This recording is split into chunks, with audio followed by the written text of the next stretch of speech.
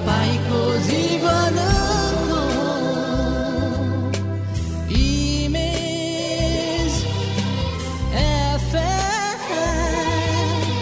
97.9 सङ्गीत तपाईको जीवनको सङ्गीत तपाईको जीवनको Image FM 97.9 चर्चामा चुलिएका विषय, जिम्मेवार व्यक्तिको जवाब, तपाईको सक्रिय सहभागितामा कार्यक्रम इमेज संवाद मात्र इमेज FM 97.9 मा।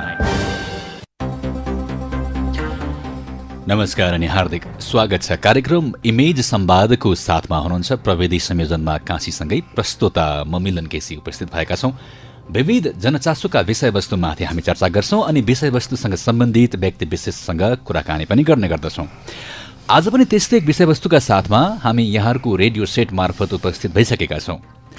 नेपाली परिवेशमा एजुकेसनलाई लिएर हेर्ने हाम्रो फरक फरक दृष्टिकोण छ कि नेपालको शिक्षण पद्धति, शिक्षण सिकाइ व्यावहारिक भएन, सैद्धान्तिक भयो भन्ने खालको गुनासो छ। अर्कोतर्फ नेपालमा जति पनि शैक्षिक संस्थाहरू खुलेका छन्, रहेका छन्, पढाइको गुणस्तर अन्तर्राष्ट्रिय बजारमा कम्पिटिसन गर्न सक्ने खालको छ भन्ने खालको पनि बुझाइ छ। विभिन्न खालका परिवेशका बीच नेपालको शैक्षिक स्थिति अगाडि बढ्दैछ। आज नेपालको स्थिति विशेष गरी निजी स्तरबाट सञ्चालित विद्यालयहरूको अवस्था र विद्यार्थीहरूको मानसिकता कस्तो, त्यसमा पनि विशेष गरी अन्तर्राष्ट्रिय जगतमा नेपाली विद्यार्थीहरू कम्पिटिसनमा गइरहँदाखेरि नेपालको विद्यार्थीहरूको अवस्थालाई कसरी बुझ्न सकिन्छ भन्ने विषयको फेरिफेरिमा रहेर कुराकानी गर्नेछौँ। कुराकानीका लागि आज हामीसँग मल्पी इन्टरनेसनल स्कुलका प्रिन्सिपल आजको हाम्रो अतिथिको रूपमा हुनुहुन्छ जोन एन्ड्रु बागुल। उहाँ आज हाम्रो अतिथिको रूपमा रहनुहुनेछ।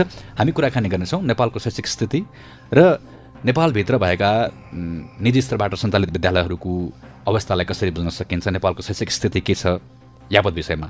तर भाषागत रूपमा हामी आज केही बढी इङ्ग्लिस, त्यसपछि हिन्दी र नेपाली समग्रमा मिश्रित रूपमा प्रयोग गर्नेछौँ। यहाँलाई पढ्न गएको असुविधाप्रति क्षमा प्रार्थी पनि हामी इनिसियल फेजमै यहाँहरू समक्ष राखेका छौँ। So mister John, welcome to our sir. Namaste, welcome. Thank you for having me on your show. Thank you for coming too. By the way, it's very tough, it's very easy, it's very challenging. People take education sector in different ways. We have been talking now where like you have been working as an academician since long years, almost 30 and 40 years.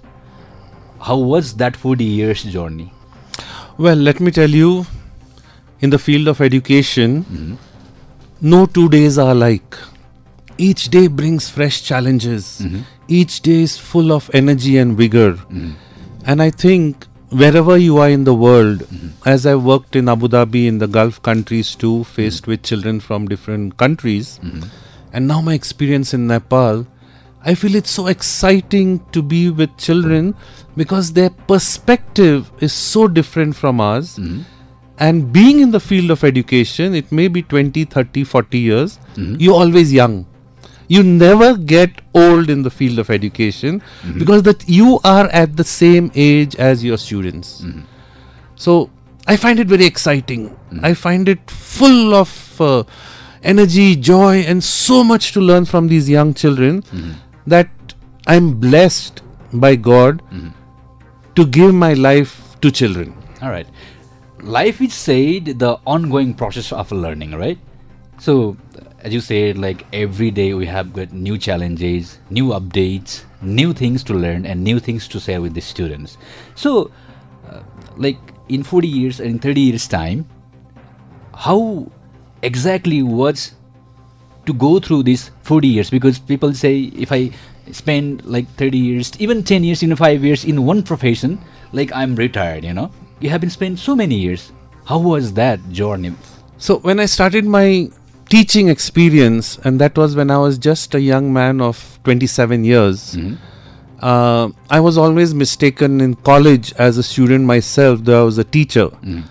And then I moved on from college to university to schools in different countries and in India. You have to keep reinventing yourself. I would say, and I'm a biology teacher myself, I would say, if you do not learn to adapt and evolve, then you're extinct. Okay. So whatever your profession, stay young at heart by reinventing yourself. Whether it's 3 decades, if you reinvent yourself, you keep learning. Lifelong learning is the secret to being in sync with your students. At no point can I say, I know everything. I'm a lifelong learner. I'm a facilitator. And even today, I'm learning from my students. All right. You're leading one of the leading institutions in Nepal. You have experience from India, from golf, from Nepal.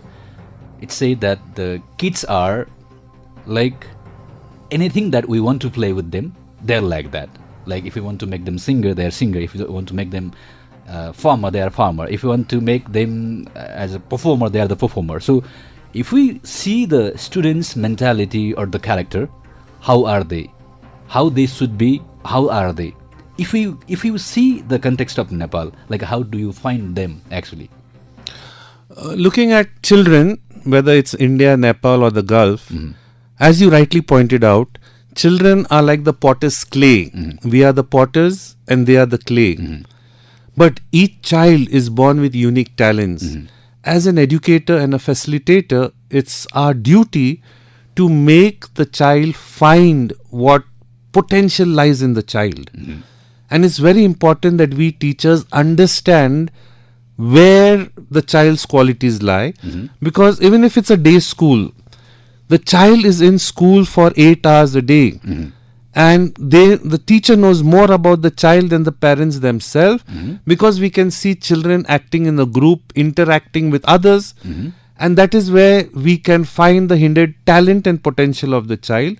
Plus we can train children at a very young age, whether it's sports field, whether it's chess, whether it's extracurricular, singing, academics has to be good, but not all children can do well in academics.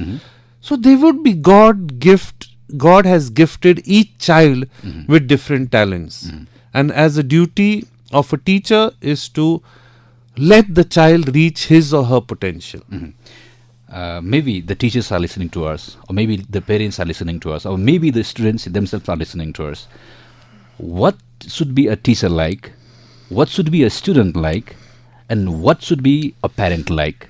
Are they synchronized? Are there different aspects? How we can, take them as a parent, as a teacher, as a student? Very good point. Thank you for bringing it up, because if parent, teacher are not in sync, because the child belongs to the parent. Teacher is the caregiver, caretaker, nurturing the child in the school environment. I'm not talking of Malpi as the residential school, but I'm talking in general. When the child is with the teacher, we know parents' expectations of the child. Our child should do well in academics, child should excel in co-curricular activities, maybe good in chess, debate, sports. So we have to be in sync. If there are any issues with the child, we need the parents' approval and consent to deal as a team. Parent, community and teacher community have to work in sync. Why? To nurture and groom the child. It's together we can achieve success. It is not, I can't do all the work without the support of the parent. And the parent needs the teacher for the academic, for the academic progress, for the academic world. And we work as a team. All right. So it's said that leading itself is a challenge. And most importantly, like when you lead the school or the academic sector, even there is more challenge. How do you take this kind of academic challenge in your working life? It has been said, uneasy lies the head that wears the crown. And that's absolutely very true. But when you are a leader, I think you have to believe in teamwork. I have always believed in taking the team forward. You cannot just be, you are responsible for the brickbats and anything going wrong. That's what I believe in. But when there are bouquets and credit, it's to the team. Yeah.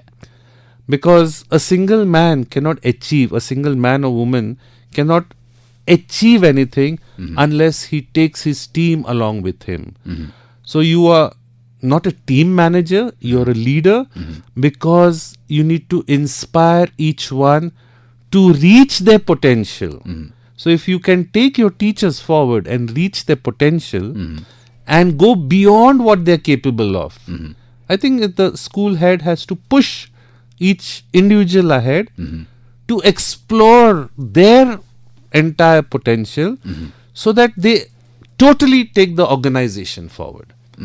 It's not an easy task because it's a lonely position, a very lonely position. When you have to point the wrong from the right, everyone may think you'll be a yes man and you'll agree to everything. But you have to have a clear vision for the school, for the organization. And the vision should be made clear to the entire team so that they all understand what is our mission and where do we stand. What is our next 5-year goal? What is a short-term goal, long-term goal? Yeah. Shared vision for the team is very important. Sometimes back, we used to say that the teaching methodology of Nepal, like what we used to practice in the 10 years or 20 years back, it was different. Now we have been applying for the modern teaching methodology. And it's believed that these days what we have been practicing is the best teaching practice. Some people say what we used to practice in the past, like teachers used to come, they used to scold us, even beat us, or they used to scold us, threaten us. Even parents used to support the teachers. But nowadays, if you say something to the students, the parents come. If you say something to the parents, students become angry, or they are somehow not good in condition. So, if we see these two kind of scenario, the old trend of teaching methodology and the new trend of methodology, which is better and why? Well, as you rightly pointed out, I have been a product of St. Xavier's. St. Xavier's is famous even in Nepal. So I've studied with the Jesuit fathers. And let me tell you, even 30, 40 years back when I was in school, we were caned by the Jesuit priest. And we look back on those days with fond memories. And when we were caned on our knuckles and teachers hit us with rulers, that was the norm. And we don't have any regrets. Parents always told our teachers, "Aapka bachcha samajh ke maar do, peet lo," whatever. So it was the norm, but today we know it's a different scenario. Every school, in whether it's Nepal or India, corporal punishment is strictly abolished. And there are different types of verbal abuse, physical abuse, oral, whatever. You cannot raise your voice. You cannot shout at the children. Children also know their rights. Today's generation is a different generation. Today's teaching pedagogy has changed. It's no longer chalk and talk. It's no longer I know everything and you listen to me. It's a dialogue. It's an open communication. Because we have to encourage our children for 3 vital C's. Critical thinking, creativity, communication. These are we are in the age of AI, artificial intelligence. We are all aware of Chat GPT and BART and all that. So AI is playing a very important role in taking our generation forward. As a teacher, if I still think that I can teach this new generation, this new VUCA generation, VUCA is volatile, uncertain, complex, ambiguous. This term was devised by the American Army, VUCA. And basically, as an educator, I should understand I am preparing the children for an uncertain future. None of us can predict how AI is going to change the world. We are getting there. We are having Teslas, self-drive cars. We are having so much of AI in our phones, in social media. It's deciding what we will want and what we wear. And so these children are better adapted to technology than adults by and large. So in our school at Malpi, we do have interactive smart boards. We have Promethean boards. Teachers teach through laptops. Children are used to visual aid. Children, there's something known as BYOD, bring your own device. So our children at Malpi are trained to use their laptops or tabs in spite of having a very good computer lab, so that they learn maturity, learn to control, and they need to know this new technology. So Malpi has been a trendsetter in allowing children to use tabs and laptop under regulations and under conditions in school hours and off school hours, so that they can discipline themselves. And teachers need to know. I took a workshop for my teachers on ChatGPT. If we are not aware of these trends in education, we'll be lagging behind, and we will be blind leading the children, because teachers may be in the teaching profession, as you said. I am there for 30 plus years, but I know what ChatGPT. I can use it very well, and my children are going to use it. But I cannot punish them for using it. It's a tool, and we have to use tools effectively. So we have to adapt ourselves, we have to empower ourselves, and we have to keep getting training. So at Malpi too, we keep training our teachers regularly. And Vipassana is a very good practice. Yoga, meditation. We should not forget these ancient practices in the name of technology. It's very important that we maintain a uniqueness of Vipassana, meditation, yoga, coupled with technology to make a holistic human being. Coming from India and I think Nepal, we would strongly agree that we are so similar in these mystical areas that foreigners find appreciative of India and Nepal. Actually, these Eastern practice. Yes. So in schools like ours, we may be an international school, we may teach them modern practices, but we also need to remember our roots, our culture. And that is where I appreciate the Nepal Education Board, because they are very keen that students of grade 8 learn the local area. Like we had Panauti. So they have a course in their syllabus about Panauti. They have to know the local municipality area, they have to study it, they have to go into it. And at Malpi, we have an outdoor education program, OEP, where students are taken to different parts of Nepal. So when you study at Malpi International School, you're learning about Nepal. You go to north, south, east, west of Nepal. So you don't remain in a bubble, you don't remain as an ecosystem. So we show them Nepal, we have exchange programs with Poland, with India. So they see the world and they see Nepal, and they can compare, because I believe as an educationist, I need to have roots for them in their culture, Nepalese culture. They have to appreciate it, and wings to fly. Let them go out, let them go to US, Canada, America. Study may be there, but come back to your country, come back with new technology and empower Nepal. I don't want our kids to go out and stay out.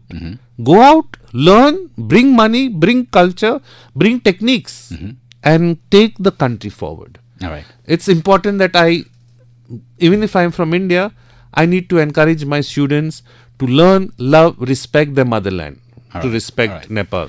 See, you have been talking about AI. Yes. If we see the 21st century, and if we say, like, it's the time or era of technology, and the teachers, to teach the students of scientific era or technological era, the teachers are from the back era, right? Yes. So how can we synchronize teachers and today's students? Is that challenging, or it's common?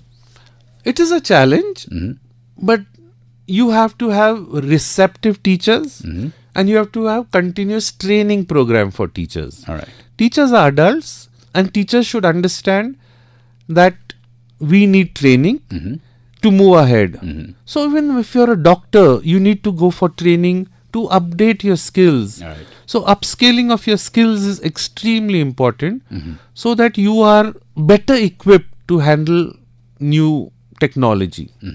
And any school worth its name has regular training programs for teachers. To boost the student's life, let's say to make a good human being, like education is one part, or gaining knowledge is one part, like how to spend life, how to earn money, how to gain respect, and how to give respect also is major challenge for Very today's important, student, yes. right? So learning or gaining knowledge and being practical, different aspects. So how can we manage learning and practical life, or practical life versus learning? Some people, they learn, they don't practice. Some people practice, but they are uneducated. Yeah, like if we see certificates, right? They are uncertified, but they are educated. How can we see this kind of scenario?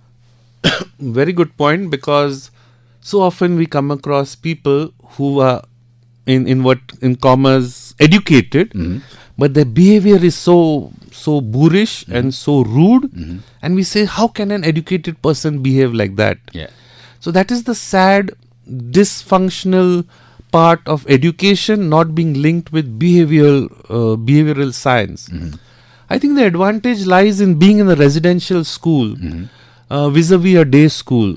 In a residential school, you not only get your academics in the daytime, but being with other students, interacting in a co-ed residential school like Malpi International School, you learn teamwork, you learn delegation, you learn doing duties, you learn to be self-sufficient, you learn to be independent, you learn to take on responsibilities, you understand reward and punishment very well. There's no chance of getting pampered when you are at home. You can be a single child. You may be selfish. You may not adjust well with society. Yeah. These people, when they grow up, they get into an IIT or top institution, but yet they're unable to work as a team. Yeah. But in a residential school, you may not like certain kids, but you learn to overcome your weaknesses and difficulties.